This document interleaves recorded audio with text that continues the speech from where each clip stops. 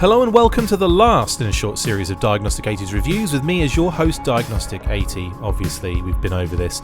In this particular series, I recently travelled to Boss Fight HQ and managed to steal production samples of their awesome Wave 5 Vitruvian HACKS figures, and I'll be continuing with the Elven Ranger Calaris.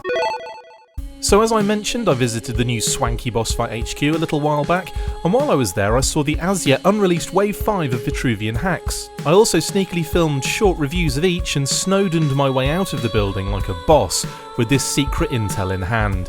Don't worry, Boss Fight will never find out as long as I remember not to post this to YouTube. Elven history should be short and simple. Yikes.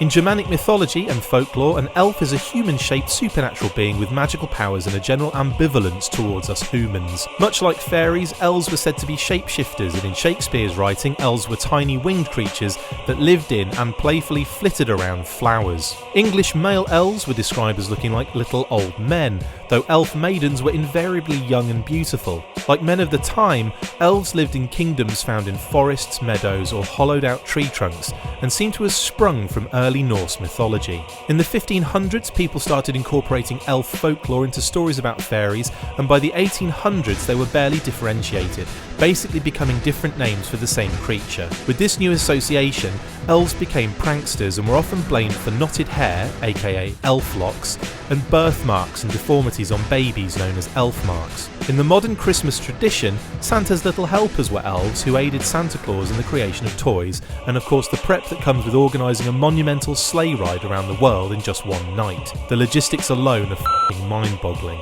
It wasn't that long ago that people believed in the existence of fairies and elves, and to this day in Iceland, about half of the population believe in elf-like beings, holdall folk, or hidden people. I say they believe. In reality, they just won't rule out their existence. Once again, we see these creatures evolve into completely different beasts thanks to J.R.R. Tolkien and his epic writings, as discussed in some of my previous videos, including the orcs. The elves in The Hobbit, Lord of the Rings and the Silmarillion are a race that inhabit Middle-earth and speak a number of elvish languages. They are generally immortal, if untested, but can be killed or die of grief or weariness. In 1977, the Rankin Bass animated movie The Hobbit depicted them as green-skinned warriors with the Lord of the Rings film series developing their look in 2001 to 2003, making them graceful, fair and wise beings who were very deadly in combat. Their supernatural abilities gave them an edge on the battlefield, as well as glowing skin, pointed ears and zero facial hair. Elves also saw use in the tabletop gaming behemoth Warhammer,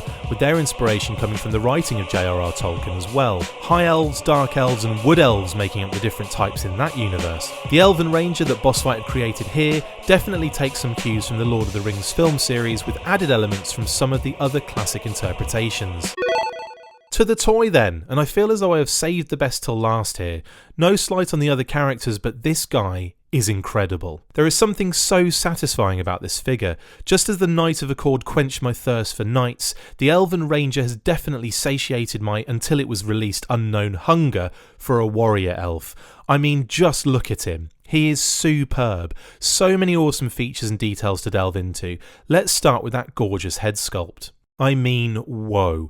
It's hard not picturing Orlando Bloom when playing with this guy, and I know this figure certainly has a more square-jawed look than the pretty boy look that Bloom has going for him, but the hair is so Legolas. I imagine he was a huge part of the reference work that went into designing Calaris. The clothing is next level, and starting with the hood down version we have a beautiful cape piece that sits on the shoulders over the neck with another secondary underneath. The textures and layers are so beautiful, all combined, that you forget that you're looking at a 4-inch action figure and not a fully real full-size Angel of the Woods. The leather style wrist gauntlets are gorgeous, and they even have an insanely detailed design carved into them. The legs are great too, and those cute boot cuffs are just so bang on trend for Middle-earth fashion circa 7 and 12T or whatever made up year it is. This combination of parts is just sublime, and when we add the hood up piece and the very cool spare wooden carved style mask head sculpt, you get something very Boss Fight here. You will be able to remove the hair on the head and have him unmasked under the hood too, just as a side note. And as they tend to do, and I will be the first to say I have absolutely no problem with this, Bossfight have infused their own flavour into this guy, sounds funny, by designing this stunning carved wooden mask head, and it is truly inspired, showing once again that they can take cues from previous iterations of a character and yet still give it a brand new twist with their own toy design genius. Not to mention the quality and detail in this piece and everything about this figure. That continues into the incredibly ingenious accessories.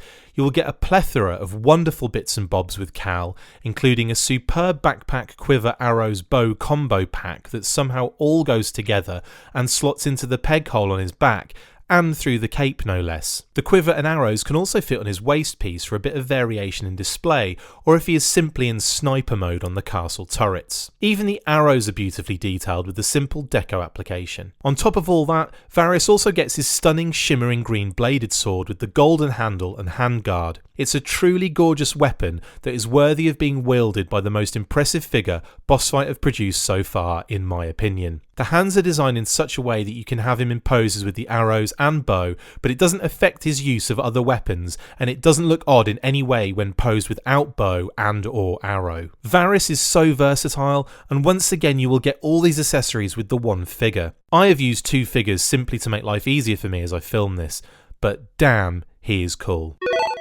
Overall, and as I've already mentioned, spoiler alert, this is the greatest HACKS action figure Bossfight have ever created, and that is quite a bold claim. You could just put this down to my love of hyperbole, or even the fact that it's new and shiny and oh look, a butterfly. Seriously though, damn! This figure is beautiful. You don't need me to tell you this, just look at him. Look at him! I'm already expecting a female ranger because of course that's how my mind works and how Bossfight have operated so far with the majority of their characters in both series. Imagine the Evangeline Lily version of this bloomin' awesome dude. I mean, come on, it's bound to be on the cards at some stage and I'll be there waiting with fully open elf grundles. All joking aside, Calaris the Elven Ranger is superb and you will want a few of these to create a team of rangers because of bloody well course you will. That's it from me for this one. Hope you enjoyed this little video series. I will see you for the next one, which will be a quick look at the upcoming Bossfight Gladiator mini kits. I have been Chris McLeod and you have been wondering how I got into Bossfight HQ without elf insurance. PS, these beauties will be available at some point in 2019, so just chill the out and be patient.